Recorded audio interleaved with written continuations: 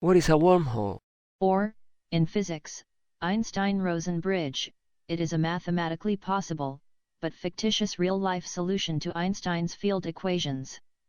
Theorists have sought to represent this mathematical dream graphically as a shortcut, which would make it possible to transfer matter and energy between widely separated places in the universe, through a space-time curved by magic.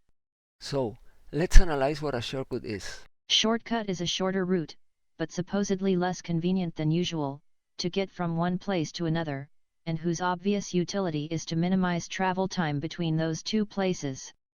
Saving time is not more important for any known living being than for humans, aware of themselves and their very ephemeral lives. The rest of the universe is not even aware of its existence and less of time passage. In fact, issues such as time passage velocity, advance it, go back or stop it, only exist in universe for humans, as far as is known. So, for the rest of the universe absolutely ignorant and unaware of an irrelevant time passage, the ideas of needing or taking shortcuts do not even exist. How does energy move? The water flows through the coffee because it is pressured by the machine.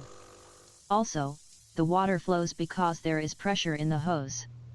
Electricity moves through the wires because a voltage is established in them. And lava always falls from volcanoes' craters to their valleys' bottom, while heat will always flow from hot objects to cold ones, and never the other way around. It is an inviolable law of nature that energy, whatever its form, always flows spontaneously from where there is more of it, to where there is less, in a perpetual search for balancing in the universe. Energy in the universe. The water accumulated huge potential energy overcoming the dam's resistance and breaking it. That energy is released, displaced, and dispersed to its lower energy neighborhood downstream. On the other hand, it is claimed that nothing can escape black holes' gravity. But, as Hawking theorized at the time, and now show a multitude of observational images, energy actually does escape from them. Escape occurring through a mechanism that, as in the dam's rupture, violently releases energy excesses, respecting to the dynamic black hole equilibrium state, expelling it in the form of dust, plasma, very high energy radiation, etc. They are the pulsating vectorial. Oh surprise! In only one dimension. Polar jets opposite and perpendicular to the galaxy-dominant gravitational plane, also observed in lots of images. In any case, it's different observing black holes expelling energy pulses, than determining what the ejection is due to, how long lasts each pulse or each pulse's cycles, if there are periods of apparent inactivity between cycles, such as those occurring for example between sunspot cycles, etc. In the context of this video, the word energy can also refer to the matter-energy equivalence. There cannot be a clearer and more forceful demonstration the universe does not need additional dimensions, or shortcuts to restore its volumetric balance of matter-energy. If the ejection of excess matter-energy pulsating mechanism in black holes, for example, were not enough for a given interval of time, nature, with naive simplicity and common sense, would resort to a simple explosion, always within our old known and beloved 4 dimensions.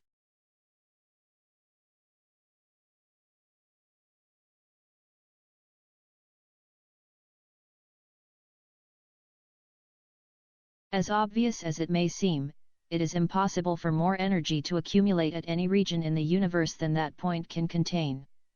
Then, when the accumulating energy reaches the maximum containment threshold admitted by that region at that moment, 2 scenarios may occur. Either that the energy accumulating in the region equals the energy expelled, or that the region collapses, violently expelling all the accumulated energy. As a first scenario, a full dam, receiving in its reservoir rains in normal regime, is far from collapse as long as the same volume of water is being discharged through the dam gates or spillway. The downed dam perfectly represents the second scenario, showing that once the energy begins to be released, the process does not stop until a new equilibrium state is reached. Process whose duration for the universe has no relevance, and where the real relevance lies precisely in reaching the new equilibrium state at the lowest possible energy cost. The energy cost will be recurrent, due to its transcendence, throughout the speech. The filling of a reservoir is as instantaneous in time as the sum of the rainy periods and their intensities, because, once the dam is built, it will have to accumulate the amount of water for which it was designed. Huge flooding over the reservoir is equivalent to introducing enormous energy amounts inputs in a very short period of time. Analyzing the before and after dam's rupture is very illustrative. Before failure, perhaps a great storm, draining so much and for so long that it exceeds the reservoir capacity, representing a massive and violent energy input, could eventually exceed the dam's failure threshold. After failure, if there is no reservoir, or sufficient capacity in it, catastrophic flooding could occur downstream of the dam, whose enormous and uncontrolled energy would sweep everything in its path while it dissipates. And it is illustrative, in the sense that the real energy transfer in time around real dams, can be used as analogy to the hypothetical energy transfer around theoretical wormholes. Somehow more or less impetuously the energy should be, roughly, embodied towards the entrance of the wormhole, then pass through it, and finally be expelled by the exit. The whole engulfing, traversing, and expelling matter and energy process requires the added not free bonus of control and power. Where the hell would they get them from? And in the end also the energy excess by the transfer must dissipate, as in the flood. This presupposes for hypothetical wormholes in general, but intergalactic ones in particular, the too convenient and rigidly accommodating structure of just one entrance and one exit, perfectly and reliably anchored at specific places and time in the universe. How the hell? And a fixed path between them for each quantum through it.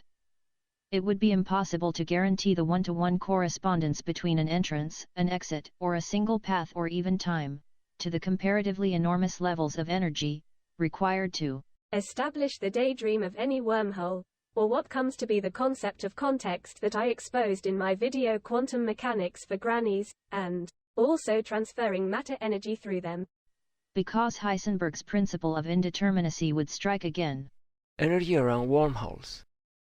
Although somehow we are induced to intuit that exiting from, or entering to hypothetical wormholes would be gentle, or even reversible, and would resemble the spiral through a vortex, or through portals as fantasized in Star Trek or Stargate, what is certain is that the matter energy input and output by floods and dams analogy, is more common sense to explain an equivalent behavior in those wormholes. As a side note, just imagine the enormous difficulty of collecting and consolidating all the matter energy dispersed in the outgoing flood, in its correct position, in instantaneous real time, and without any error. For humans and goods teleportation to have any trace of viability, Heisenberg and Solar would have to be taking a nap. Of course, there would be no way to see how the matter energy entry and exit would occur in hypothetical wormholes. And also of course, wormholes always requiring a huge external power supply, because things in the universe do not happen for free, or by magic, or by extravagance, or by mathematical whims. The analogy of the enormous energy movements, at the macro level, by the water flows in dams, gives an idea of what would be the energy movement around intergalactic hypothetical wormholes. Moreover, it allows us to intuit that, just as dams are not built for a single or banal purpose, nature would not launch such intergalactic spawn, like those wormholes, just to satisfy impertinent whims of immediacy when it comes to balancing energy in the universe. The channeling of energy, in turn, requires a lot of energy and control, and the more violent and massive this channeling is, the greater the losses in the process. At the very micro level, water flows may eventually have a say for quantum entanglement. Indeed, over time, many will rush to assign precisely to quantum entanglement, the responsibility for the water almost instantaneous capacity to transmit information, recently put on the table by researchers such as Dr. Sylvie Roque. Quantum entanglement is not the magic wand that would explain all the new properties observed in water, nor the universal panacea for any other nature's strange phenomena, much less is the safe conduct to cross unscathed any hypothetical wormholes. To explain what would supposedly happen inside, in transit through mathematical wormholes, it is better to consider other analogies. In fact, in order to have a consistent vision over humans and goods' hypothetical teleportation through the also hypothetical wormholes, it will be better to switch to analogies interpreting the aforementioned holes as the eventual machines that would carry it out. The idea of quantum entanglement as eventually responsible for information transmission at water molecules level, is nothing but an argument, a bridge to move from the dams analogy to machines analogy. Machines that in such a case would have to be devised, built, and operate. But creating machines is not based on fallacious mathematical daydreams that are seemingly elegant or consistent. Creating machines, with your feet on the ground, presupposes having acquired and certified, among thousands of other aspects, all the knowledge of what you want to create, how you can create it, what resources the machine requires to operate, and what you are going to get from the operation of the machine, and with what reliability. Being perfectly clear that when the uncertainty principle and the solar effect intervene, among many other phenomena, no reliability will ever reach 100%. Such teleportation largely shares the intergalactic quantum entanglement fallacy. I must insist, intergalactic. Later, through the solar effect, I will resume dissecting intergalactic quantum entanglement, another supposed wormholes pillar. Machine size. So, the first thing to analyze is the tentative size of those machines. Size basically defined by the length of the wormhole to establish. That length would be equivalent to the curvature degree would have to be infringed on space-time, and to make these hypothetically one-to-one portals, or entrance and exit, and a single trajectory between them coincide, and to keep all anchored in space. I have to insist here too, in the simplest case a one-to-one relationship between an entrance, an exit, and a single path between them, which is inextricably linked to real-time, synchronous both inside and outside the hole. That length in turn would be equivalent to the amount of energy needed to inflict such a curvature on space-time. And since teleportation would not only be a portal's matter, in the case of the supposed machine, but also inextricably linked to the trajectory, without the slightest doubt, the farther in the universe those portals were from each other, the greater the amount of energy required to bend space-time. Not to dwell on it any further, size matters. Consequently, intergalactic would be anything exceeding molecular scale.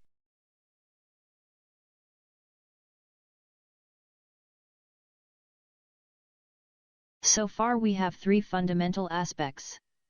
Length of the wormhole, or distance between portals, or intergalactic origin and destination.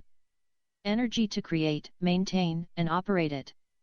These two aspects define the measure of external energy and control needed to bend space-time, because I have already established that the universe wastes no resources on creating and maintaining entelechies, and finally, the transfer velocity inside the hole, taking into account, on the one hand, the convenience of the inside and outside time synchrony, because if not apart from teleportation we would be talking about time travel as well, and on the other, the transfer indefinite instantaneousness. If the energy aspect wasn't enough, the velocity aspect is where it gets better. As far as it has been possible to demonstrate, nothing real or tangible in the universe travels faster than light. Except for some marginal experimental oddities attributable to esoteric hypotheses, in the vast and accommodatingly fertile quantum mechanics field, or sectarian, twisted and fallacious redshift interpretation, to stubbornly prop up the expansion of the universe, dark matter, and energy, and the Big Bang. Thus, when you moved at the speed of light, if that were possible, you definitely would no longer be an aggregation of particles of matter, you just would be waves. And the waves attenuate and decrease in frequency as they travel, which of course is a multiple, inevitable, and important loss of information. Not to mention the losses by accelerating up to, and decelerating matter from the speed of light passing through the portals. Quantum entanglement, wormholes and solar effect. The machine's portals would have to manage the instantaneous and massive energy flows seeking to pass through them, such as flooding in dams. However it may be, the hypothetical entry or exit of the also hypothetical wormholes would occur transposing their event horizon. Event horizons also theoretical, and whose transposition would bring to matter a hypothetical inevitable tier. And what would happen to matter by transiting through the hole? If such a thing as human teleportation, let's say instantaneous, through wormholes were possible, and as nature will never make them available to us, it is evident we would have to make them ourselves. And since it is not possible to travel in the universe faster than light, it is clear that the further and instantaneously we would like to go with this teleportation, the more curvature we would have to inflict on a proportionally greater space-time. Curvature which, of course, would demand energy and control amounts unimaginably enormous. Aside from being just scribbles on paper, if the intergalactic wormholes' existence were true, and even more so, if the possibility of creating and operating them at will were true, their only justification would be to use them as shortcuts to move matter from A to B, at a costly enormous energy expenditure, and with an inevitable, uncontrollable, and not negligible precision uncertainty. Even so, how big would those shortcuts be? That is, would there be shorter or longer shortcuts to get from A to B? Of course, to get from A to B, the shorter the shortcuts, the more energy would be demanded to infringe the consequent supposed space-time greater curvature. Let's see, humans and goods transfer through hypothetical intergalactic wormholes would present, among an infinity of insurmountable difficulties, these three too. Transferred as matter, they would tear progressively while crossing the theoretical entrance and exit portals event horizons, tears entailing matter-energy information losses, attenuation caused by the inverse square law, and degradation in frequency, and dissipation partly as heat losses, due to the solar effect while passing through. Undoubtedly, humans and goods would transform into waves, magically without loss, once they passed through the entry portals. And the reverse would happen when transposing the exit portals. But in nature, in the universe, neither ideal nor magical processes exist, so the inevitable losses in both the entrance and exit portals would be irrecoverable. The useful energy coming out the holes would be significantly diminished and the information would be corrupted, distorted, and useless. The above refers to the portals. However, regarding the conduits coupling portals together, it would not be about hollow tubes between those portals, but something that could be idealized, very much held with tweezers, like a colloidal energies jets, or rather like plasmas flowing in pause, similar to a static field as a propagation medium. Those conduits would have been created with some of the enormous energy needed to form and operate wormholes, so humans and goods would be moving through such a propagation medium. Bending space-time would require channeling huge energy amounts to form hypothetical wormholes. Those energies would greatly increase interinduction within those plasmas. And some of that energy would in turn be dissipated as radiations and heat, because increased interinduction.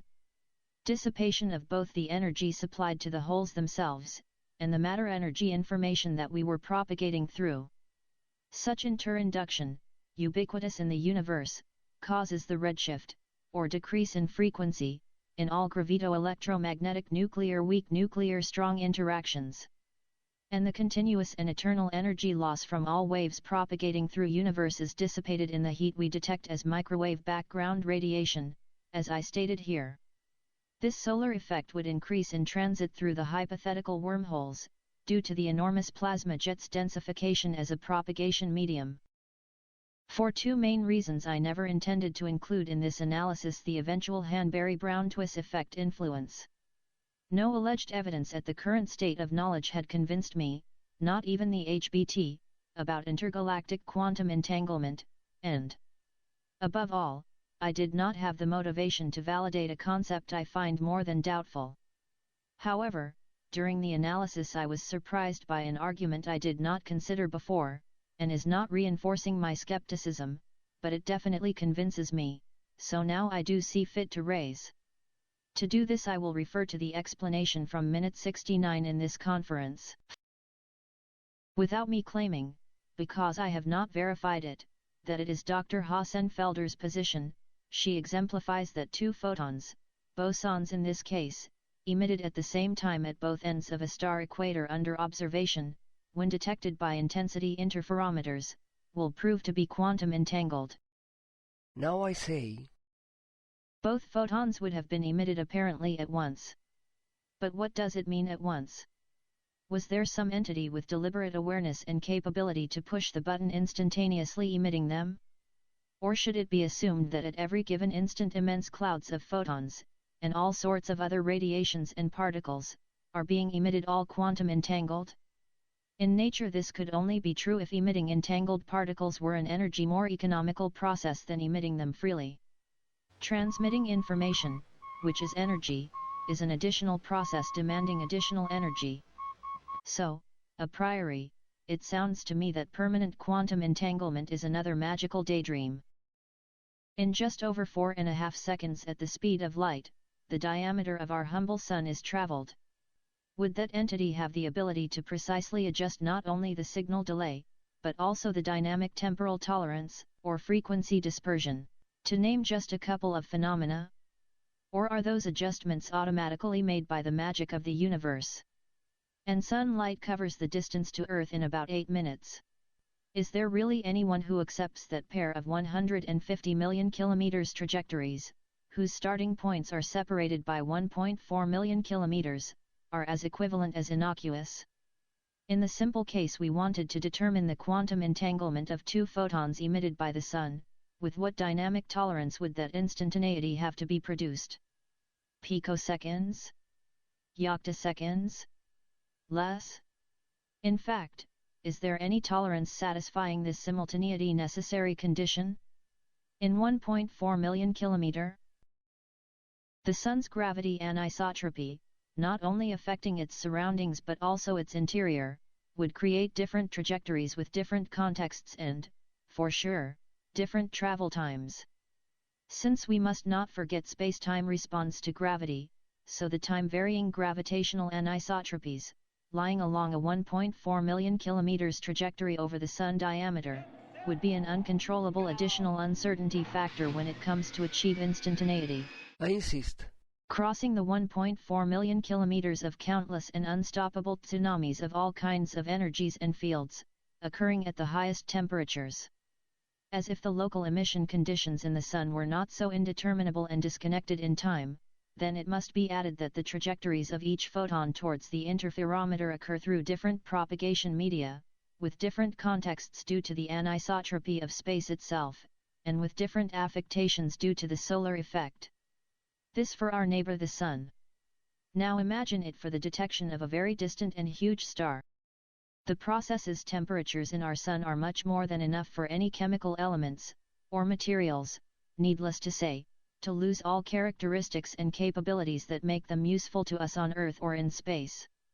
In fact, at those levels of energy, of temperature, all the chemical elements, which have been created in stars' crucibles, exist only as plasma.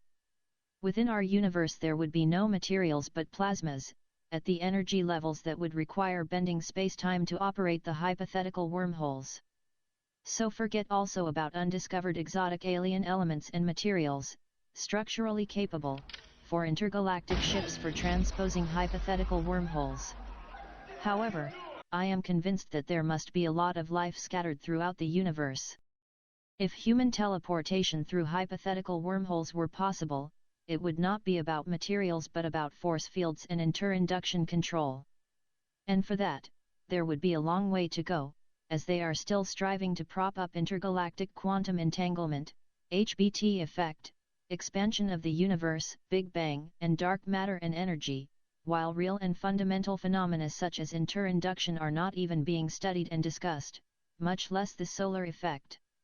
Returning to the HBT, the only thing that can be recorded is the simultaneity in the fortuitous detection, but never of a real simultaneity in the emission or propagation. This applies exclusively to the matter energy of objects and humans. But what about each blood cell capillary circulation continuity? Or liver secretions? And perhaps more importantly, what about not only all physiological processes continuity, but also all cognitive processes in progress giving entity to humans and other animals?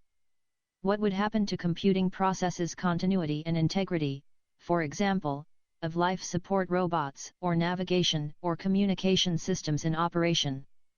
Are they also supposed to be guaranteed by intergalactic quantum entanglement magically?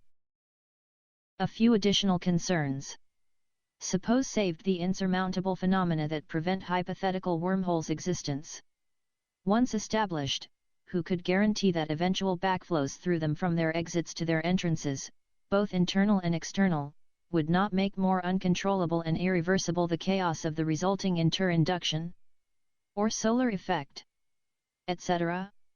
Now suppose also, the world as a hologram proposal were, in some improbable opportunity, applicable in the real intergalactic universe, and not just a theoretical nonsense.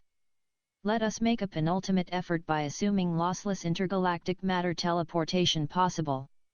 And let us finally suppose this teleportation is instantaneous. Well, once you accept each of these wild assumptions, and analyzing them from the last to the first, you have to ask yourself: would there be and would be feasible an instantaneity controllable interval would allow the entire matter bale to propagate? That interval, the smaller it is, the greater the amount of energy required for the entire process. Would it allow the complete bale propagation without any loss or distortion?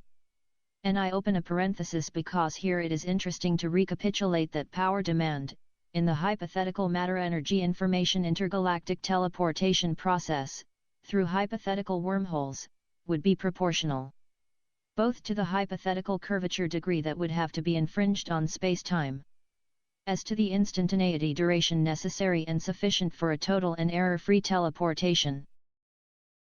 Continuing with the questions. Would there be an absolute guarantee that for that time interval not only matter would be transferred in its entirety and in the correct order, but also the entirety and order of the physiological, cognitive, etc. processes ongoing? Processes divining at entrance portal, and would then have to continue divining unscathed at exit portal. How would it be guaranteed reflection or refraction would not occur, among other propagation phenomena, against portal's interior, or in the aforementioned plasmas inside the hypothetical wormholes? If in the real universe there were some feasibility opportunity for the quantum holograms postulate, then, in real hyperenergetic contexts such as stars, subatomic particle accelerator chambers, and even perhaps black holes, or imaginary ones, such as wormholes, how could the uniqueness of the phenomenon be guaranteed? That is, how could be controlled the phenomenon to ensure it occurs only once? As wave-particle information propagation phenomenon does not exist in the universe without aberrations, such as refraction, diffraction, solar effect, etc., and therefore, it will never be perfect, and this phenomenon acts simultaneously and permanently in the whole universe, isn't the impossibility of intergalactic teleportation sufficiently shielded? So for me, for intergalactic teleportation purposes, the quantum entanglement reverie is hopelessly smashed. This ends the video series about my 40 years astrophysics research contributions and postulates, such as steady-state gravitational waves demonstration and characterization, gravito-electromagnetic weak and strong interactions fabric existence, which completely fills intergalactic space and, indeed, all spaces in the universe. All wave movement through the universe loses frequency due to gravito-electromagnetic weak and strong interactions interinduction. This part of wave energy loss, which is proportional to its displacement through space, and reflected off as a decrease in its frequency, is evidence of interinduction. And it is the reason for redshift of the light of all stars, galaxies and all other observed sidereal objects. Omnidirectional energy dissipation into space from all waves is the other interinduction evidence, in the form of heat observed as microwave background radiation. The wave's frequency loss due to interinduction, with consequent simultaneous heat dissipation, caused when they propagate through space, is what I claim and call solar effect. This set of postulates demolish theories such as expansion of the universe, the Big Bang, dark matter and energy, its precursor quantum particles, and matter creation galactic hotbeds. This last video was also a 5-month experiment consisting of not posting it when the script was finished, but instead writing and uploading it as I completed a relevant segment, along with revisions to the preceding segments. I expected any visitor to the channel to comment on some of the concepts in the video, and generate interactions to expand or refine them, but that did not happen. I hadn't explicitly raised this either. Just as in the previous videos I eliminated the outdated drafts, for this last one I will keep the previous drafts on the channel, but in hidden mode. Any visitor to the channel will be able to consult them by asking me for their respective links.